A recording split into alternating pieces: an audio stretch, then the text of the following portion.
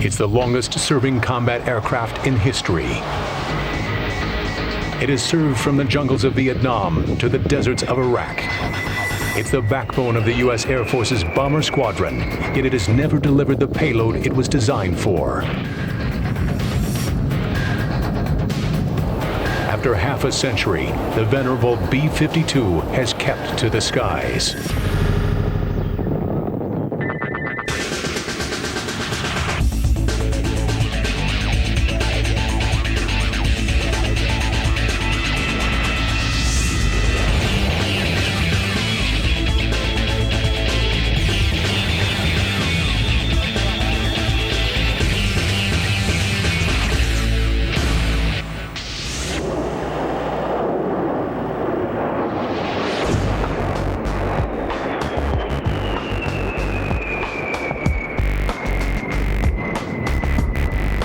During World War II, the bomber played two roles in air combat. One as a tactical weapon against an enemy's conventional ground forces. The other as a strategic weapon, penetrating the enemy's heartland, striking factories, airfields, and key installations. The advent of the atomic bomb made strategic air power potentially the most destructive force in human history. World War II soon gave way to the Cold War, and the U.S. faced a new enemy in a new age. Created in 1946, the mission of the U.S. Air Force's Strategic Air Command was a deterrent against the Soviet Union's growing nuclear capability. By 1960, two more weapons joined the atomic bombers as part of the United States Strategic Force: the Land-Based Intercontinental Ballistic Missile, or ICBM, and the Submarine-Launched Ballistic Missile.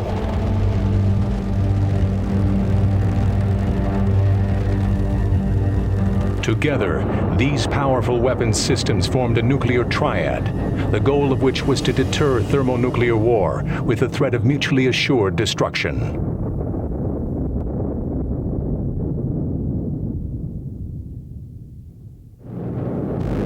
Today's strategic bombers evolved from the propeller-driven bombers of World War II, like the legendary B-17 Flying Fortress. After the war, more advanced propeller-driven bombers entered service, including the enormous B-36. For long-range missions, propeller-driven aircraft remained more efficient than the new jet bombers. Early jet bombers such as the B-47 simply couldn't reach targets in the Soviet Union from bases in the United States. Then, in 1952, came the Boeing B-52 Stratofortress, the first jet bomber with intercontinental range. From bases in the northern U.S., it could reach Soviet targets more than 3,000 miles away.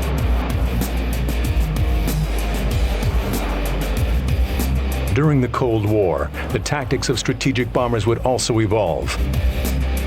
For nearly a decade after World War II, the main threat to bombers remained the enemy interceptor.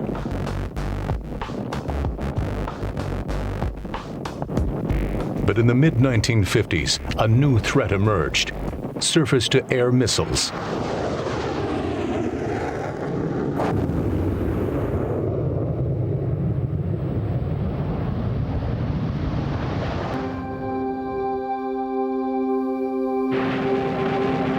The Air Force stuck with the B-52, switching tactics instead of aircraft. Vulnerable to the new missiles, the bomber would no longer attack from high altitude. Instead, it would enter its target zone at low levels, using terrain to mask its approach from enemy radar. Complementing the new tactics were innovative weapons like the Quail decoy missile. When launched by an incoming bomber, the Quail created a false image of a B-52 on enemy radar screens. Short-range missiles such as the SRAM were also used to knock out enemy radar and missile sites before the bombers reached their target.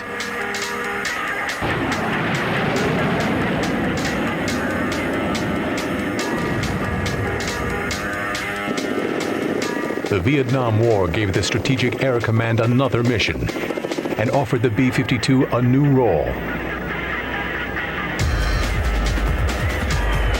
Instead of nuclear warheads, most B-52s were modified to carry conventional bombs. Using their cavernous bomb bays and new wing pylons, B-52s could carry up to 27.5 tons of bombs. In addition to their strategic nuclear deterrent mission, the B-52s joined the tactical air war, bombing Viet Cong positions, supply routes, and staging areas.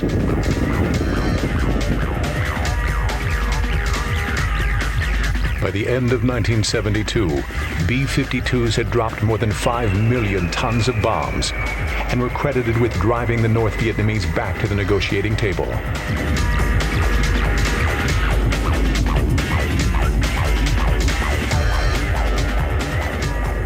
After nearly a decade of conventional bombing missions, most of the B-52 force reverted to its original role of nuclear deterrence.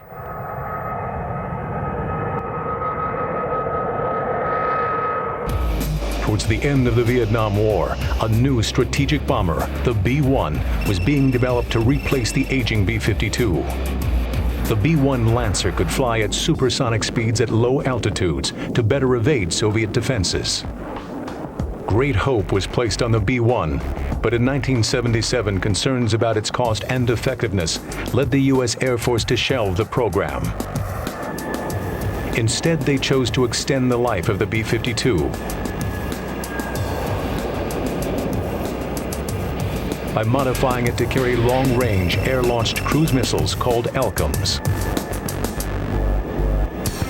Rather than the bomber having to run the gauntlet of Soviet anti-air munitions, the B-52 could launch a nuclear-armed missile from outside its airspace and penetrate the target zone.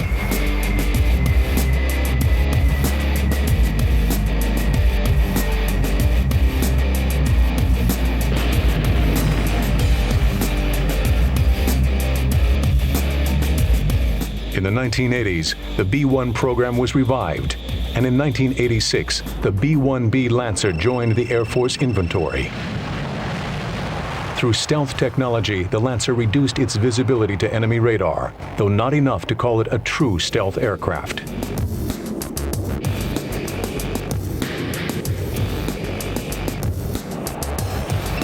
In 1989, the first true stealth bomber, the B-2 Spirit, took to the skies. The radar-evading B-1B and B-2 were designed for the penetrator role, flying all the way to the target to deliver their weapons. More visible and vulnerable, the B-52 took on a new role as a standoff bomber, firing its missiles from hundreds of miles away from its objective. While stealth can't be added to the B-52 itself, it can be added to its payload. The B-52 is now equipped with the ACM, the Stealthy Advanced Cruise Missile.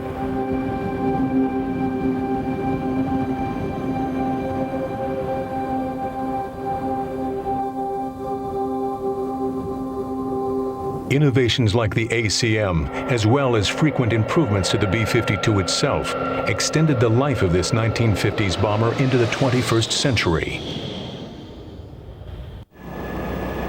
Decades after the last B-52 left the factory, it remains the most numerous bomber in the Air Force today. Of the 94 B-52s still flying, most are older than their pilots and aircrew. The B-52 has endured thanks to a continuous program of rebuilding and upgrading. Since its introduction, so many parts have been changed on each bomber that little remains of the original aircraft. Over the years, everything from the avionics to the airframe has been replaced. B-52's been modified so many times, I don't even know if there's an original piece on the aircraft except for maybe the skin and the engines. Every time it goes into depot, you're coming out with a new airplane, so you could fly the plane probably forever, but obviously eventually become obsolete. Only one model of the B-52 is currently in Air Force service.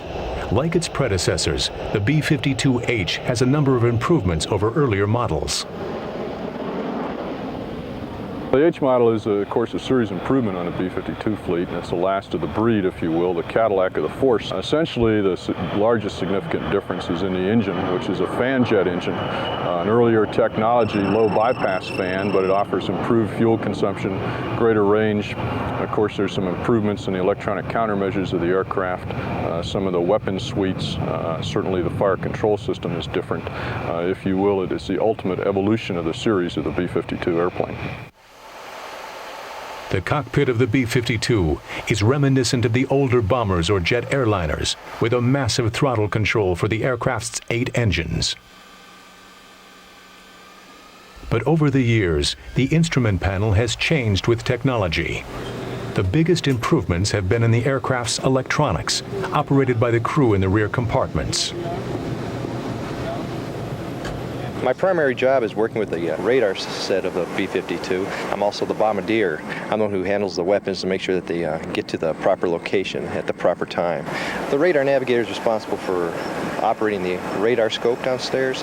He's also responsible for using 2 television cameras we have downstairs to aid us in bombing. And of course, it is a radar's major job is to get the plane to the bomb site and to drop the proper ordnance on the target. Unlike World War II bombers, which relied on their machine guns to defend themselves, today's B-52s primarily use electronic countermeasure systems for self-protection. I'm part of the defensive team to defend the aircraft against various threats, and that can be threats such as surface-to-air missiles or anti-aircraft artillery. To defeat those threats or to defend against them, we use various electronic equipment along with expendables such as chaff and flare systems.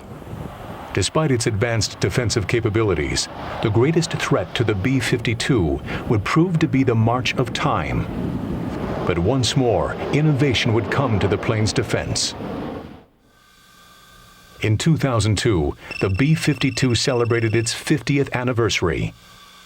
It's the longest-serving combat aircraft in the world, yet it's never been used in its original role, delivering nuclear weapons in combat. Instead, from Vietnam to Iraq, the B-52 has proven itself an invaluable conventional weapon.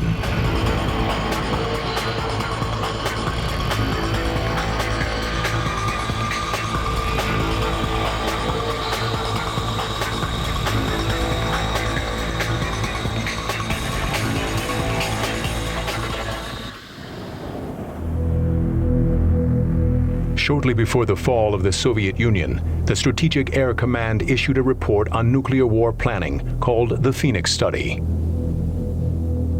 Citing advances in submarine-launched ballistic missiles, the study suggested that submarines and ICBMs alone could form a nuclear twin triad, with strategic bombers mainly providing backup.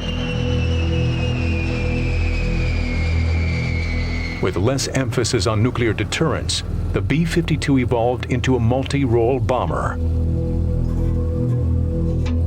Today, the U.S. Air Force maintains a small force of B-52H bombers configured to deliver a wide range of conventional and nuclear weapons.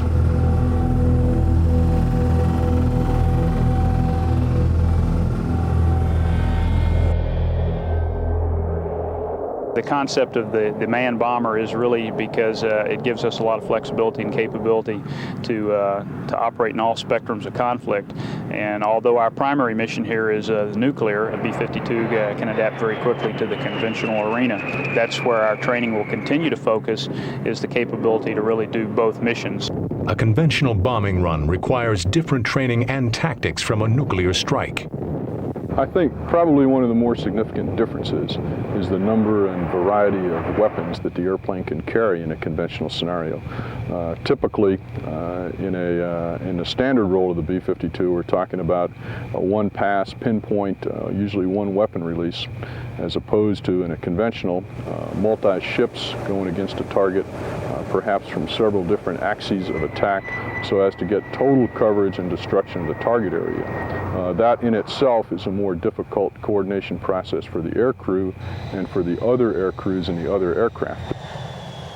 The B-52's value in conventional missions lies in two key traits: its heavy payload and its long range. The B-52 has a range of nearly 9,000 miles, but it can fly non-stop around the globe by means of aerial refueling. The innovation of aerial refueling led to the creation of a large fleet of tanker aircraft. The KC-135 Stratotanker entered service in 1957 and is strikingly similar to the renowned Boeing 707 jetliner.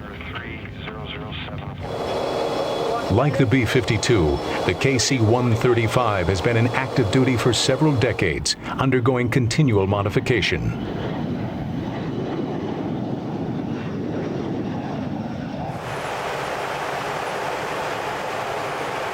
With the KC-135R model, we have improved the capabilities of the KC-135 aircraft by giving them bigger engines, more thrust available. It allows us to take off with more fuel than the old A model, and also we burn less fuel, so we're more efficient. We can fly farther and offload more gas. The B-52 has a refueling receptacle on the fuselage above the cockpit. To refuel, the B-52 pilot carefully maneuvers his aircraft to a precise spot behind and below the KC-135. Then the boom operator in the tanker cautiously lowers the refueling boom.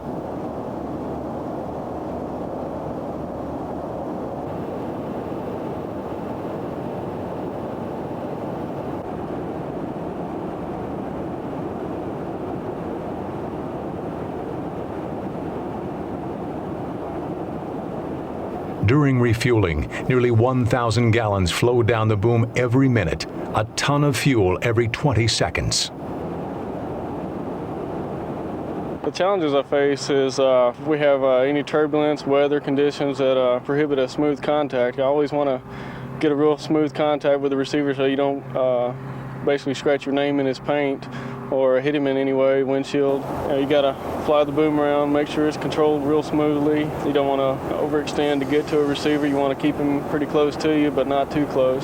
We have 4 pumps we can turn on to use to refuel the aircraft, and it would basically depends on the size of the aircraft. If it's a heavy, we can use all 4 pumps, a heavy being like a B-52, C-5, whereas a fighter, sometimes we can only use 1 or 2 of the pumps to refuel them. It takes usually 5 to 10 minutes to give them their gas. By extending a B-52's range indefinitely, tankers have helped prolong the bomber's very existence.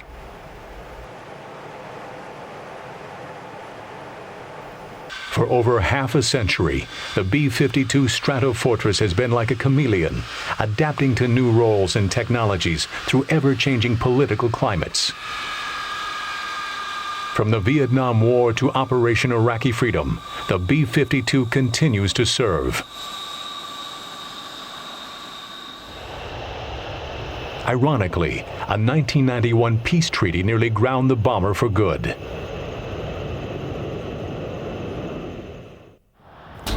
During the Gulf War in 1991, the venerable B-52 undertook one of its most secret and arduous missions since its inception.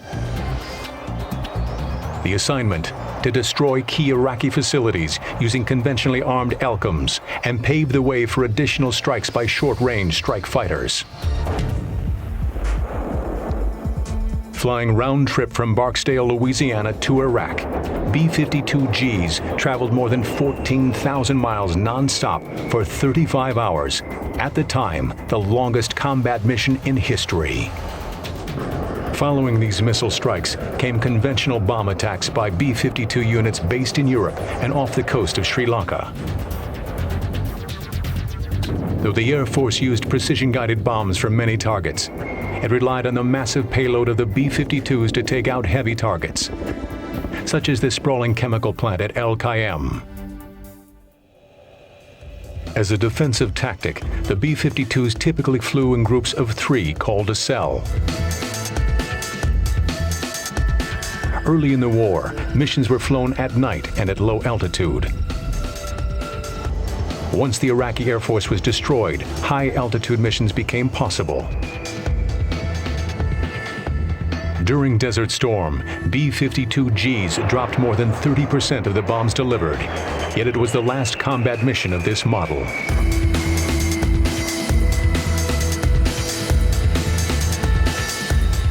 Historically, our primary mission has been nuclear deterrence, and that's where a lot of our training has been to have the capability to perform that mission if necessary. However, with the changing world conditions, the B-52 is moving more towards the conventional arena, where we can be used to diffuse world tensions as needed at any level of conventional conflict.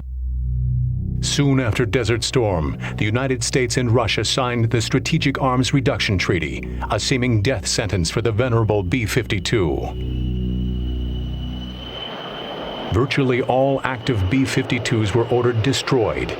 Only the latest model, the B-52H, survived. The older models flew their final missions to Davis-Monthan Air Force Base in Arizona. On a field known as the Boneyard, the once proud bombers were stripped of all usable parts, then unceremoniously demolished by a 13,000-pound steel blade. The mammoth guillotine crashed down 4 times on each plane, severing the enormous wings and slicing the fuselage into 3 pieces. There, the fragments remained for 3 months, while Russian satellites confirmed they had been destroyed. In 1992, following the collapse of the Soviet Union, the Strategic Air Command was absorbed into the Air Force's Air Combat Command. In 1996, under this new command, B-52H models flew their first combat sorties in Operation Desert Strike in Iraq. There, 2 B-52Hs completed a 34-hour, 16,000-mile round trip from Guam to Iraq, breaking the record set by B-52Gs only 5 years earlier. In 2002, the fate of the B-52 changed once again. In a report called the Nuclear Posture Review, the Defense Department established a new triad. As part of this strategy, nuclear-armed B-52s will rejoin ICBMs and Trident nuclear subs to form the first offensive strike leg of the new triad.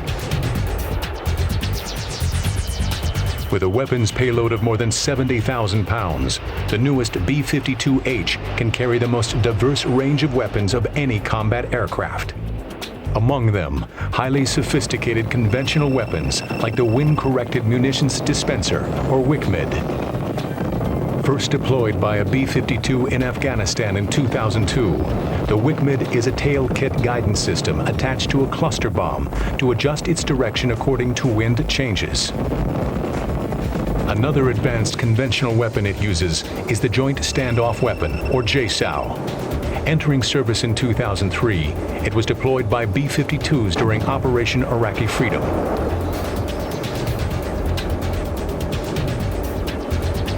Today, 94 B-52s remain in service, and the Air Force plans to keep the fleet operational through 2040.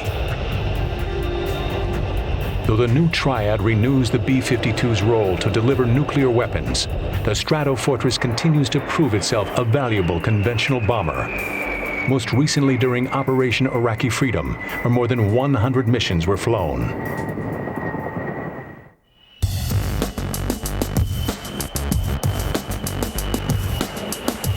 Across the decades, the definition of strategic air power has evolved.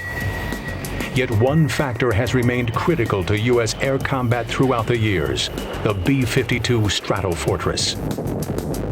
From the Cold War to the War on Terrorism and beyond, this venerable bomber continues to fly.